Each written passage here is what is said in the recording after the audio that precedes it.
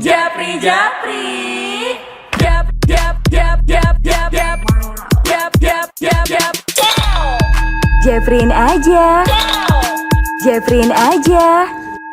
Halo sahabat TB, selamat datang di acara Japri, jawaban pertanyaan dari sahabat TB. Kenalkan, saya Dr. Nastiti Kaswandani.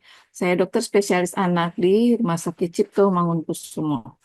Saya akan menjawab pertanyaan-pertanyaan dari sahabat TB. Apakah ada pantangan makanan untuk pasien TB anak? Jadi, tidak ada pantangan makanan secara khusus untuk anak yang didiagnosis TB. Seringkali justru yang terjadi ketika sakit TB, anak mengalami penurunan berat badan atau status gizinya menjadi gizi kurang atau ada yang sampai gizi buruk. Nah, pada kasus-kasus yang sudah mempengaruhi status gizi, maka justru pola makannya harus diperbaiki, asupan nutrisinya harus diperbaiki sehingga memenuhi menu gizi yang sehat dan seimbang sesuai dengan anjuran dokter. Biasanya mungkin malah proteinnya ditambah, komposisinya diperbaiki, jumlahnya yang lain juga ditambah, sehingga selain mengatasi penyakit infeksi TB-nya, juga memperbaiki status nutrisinya. Demikian.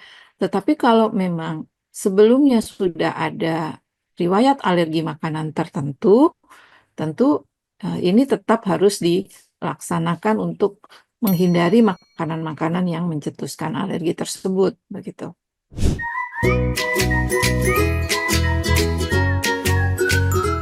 Cara meminimalisir penularan TB pada anak pada umumnya hampir mirip dengan apa yang kita pahami ketika COVID yang mencanangkan perilaku hidup bersih sehat.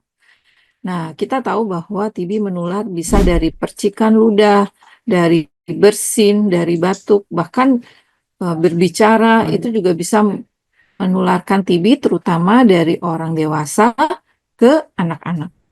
Oleh sebab itu, ketika diketahui ada pasien TB atau didiagnosis TB oleh dokter, maka si pasien yang biasanya orang dewasa ini harus memberlakukan etiket batuk, seperti misalnya kalau batuk harus menutup dengan tisu, kemudian tisunya dibuang di tempat sampah, atau menutup dengan tangan seperti ini kalau tidak ada tisu, dan kemudian tidak boleh meludah sembarangan, mencuci tangan, ya. Dan kemudian untuk yang tinggal serumah, maka sangat disarankan untuk memperbaiki sirkulasi udara di rumah. Ventilasinya harus diperbaiki, kemudian sinar matahari harus masuk dengan cukup. Nah, seperti itu yang biasa umum kita kerjakan untuk meminimalisir penularan TB. Untuk anak-anak tentunya dari awal lahir sudah ada vaksinasi yang terkait dengan pencegahan TB, yaitu vaksinasi BCG. Nah, ini sangat penting juga untuk dikerjakan, sehingga kalau ada pasien TB di rumah, dengan vaksinasi BCG yang sudah dikerjakan, minimal dia akan terlindungi dari penyakit TBC yang berat. Demikian.